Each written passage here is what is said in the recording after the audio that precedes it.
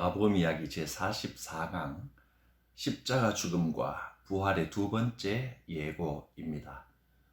마가복음 9장 30절에서 37절을 읽습니다. 그곳을 떠나 갈릴리 가운데로 지날새 예수께서 아무에게도 알리고자 아니하시니 이는 제자들을 가르치시며 또 인자가 사람들의 손에 넘겨져 죽임을 당하고 죽은 지 3일 만에 살아나리라는 것을 말씀하셨기 때문이더라. 그러나 제자들은 이 말씀을 깨닫지 못하고 묻기도 두려워하더라. 가버나움에 이르러 집에 계실새 제자들에게 물으시되 너희가 길에서 서로 토론한 것이 무엇이냐 하시되 그들이 잠잠하니 이는 길에서 서로 누가 크냐 하고 쟁론하였음이라. 예수께서 앉으사 12 제자를 불러서 이르시되 누구든지 첫째가 되고자 하면 무사람의 끝이 되며 무사람을 섬기는 자가 되어야 하리라 하시고 어린아이 하나를 데려다가 그들 가운데 세우시고 안으시며 제자들에게 이르시되 누구든지 내 이름으로 이런 어린아이 하나를 영접하면 곧 나를 영접하며 누구든지 나를 영접함이 아니요 나를 보내신 이를 영접함이니라. 아멘. 예수님께서 고난을 당하시고 죽으실 것을 또다시 두 번째로 제자들에게 가르치셨습니다. 주님이 가시는 그 길은 세상의 영광을 누리는 길이 아니요 세상에서 높아지는 길이 아닙니다. 오히려 사람들 손에 넘겨져 죽임을 당해야 하는 길입니다. 그러나 제자들은 아직 그것을 깨닫지 못하고 있습니다. 고난을 당해야 한다는 말씀은 두렵기만 합니다. 조용한 시간에 예수님과 제자들이 함께 방에 둘러앉았습니다. 그리고 예수님께서 물으셨습니다. 너희가 여기 오는 길에서 서로 토론한 것이 무엇이냐? 제자들은 선뜻 대답을 못했습니다. 왜냐하면 길에서 서로 내가 더 크다 하고 자기가 더 중요하고 높은 일을 하고 있다고 논쟁하면서 다투었기 때문입니다. 누가 더 높습니까? 누구든지 첫째가 되고자 하면 무사람의 끝이 되며 무사람을 섬기는 자가 되어야 하리라. 우리는 보다 더 낮은 자리에서 보다 더 섬기는 사람이 되어야 합니다. 서로 다른 사람을 더 귀하게 여기면서 약하고 어린 사람일수록 더 극진하게 대접하고 보살펴야 합니다.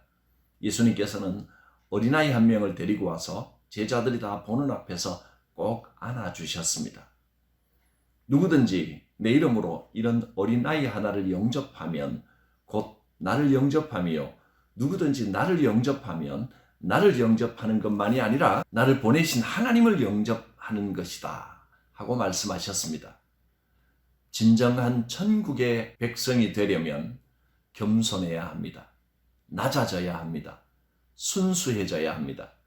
사람들은 태어날 때부터 서로 서열을 세우고 자기가 높아지려고 하는 일에 익숙해져 있어서 날마다 큰 자가 되기 위하여 더 높은 자리에 오르려고 애쓰고 노력합니다. 심지어 교회에서도 누가 더 능력이 있느냐, 어느 교회가 더 크냐, 누가 더 높으냐 이런 논쟁을 하기도 합니다.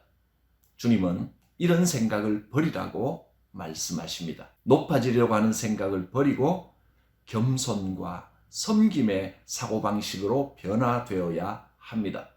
주여, 높아지려고 하는 세상의 사고방식에 물들어 있는 우리의 마음을 변화시켜 주시옵소서. 이 시간 우리의 마음을 돌이켜서 어린아이와 같이 순수한 마음을 주옵소서. 겸손하게 먼저 낮아지고 섬기는 마음을 주옵소서. 이렇게 바라고 기도해야 합니다. 주님을 따르는 길이 어떤 길입니까? 주님이 가시는 길에는 고난과 핍박과 죽음이 있었습니다. 그러나 그것이 끝이 아닙니다. 우리는 죽음으로 끝나는 것이 아닙니다. 우리는 부활의 소망을 가진 사람들입니다. 십자가의 참 의미에 대해서 묻기도 무서워하던 제자들이 서로 누가 크냐 하는 문제를 두고 열띤 토론을 벌였습니다. 스승이신 예수님의 관심과 제자들의 관심이 서로 달랐습니다. 예수님이 가시는 그 길과 제자들이 가고 싶어하는 길은 정반대였습니다. 하나님의 나라는 제자들이 생각했던 것과는 다른 나라였습니다. 그래서 예수님은 어린 아이를 데려와 꼭 안아주시고 이 어린 아이를 영접하는 것이 하나님을 영접하는 것과 같다고 하신 것입니다. 겸손하게 낮아지고 순종하며 가장 작고 낮은 사람을 진심으로 대할 때 하나님을 영접하는 것이 됩니다.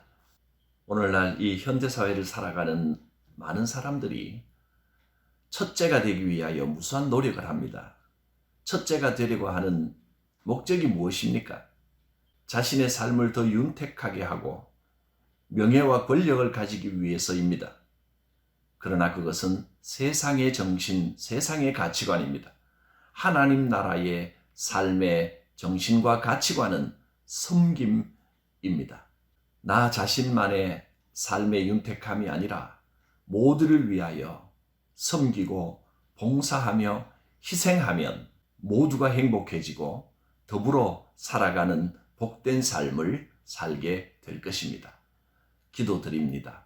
거룩하신 하나님, 나를 위하여 고난당하시고 죽으신 예수님을 생각하며 우리도 예수님의 뒤를 따라 먼저 섬기고 희생하고 낮아지며 겸손한 삶을 살게 하여 주시옵소서. 예수님의 이름으로 기도드립니다. 아멘.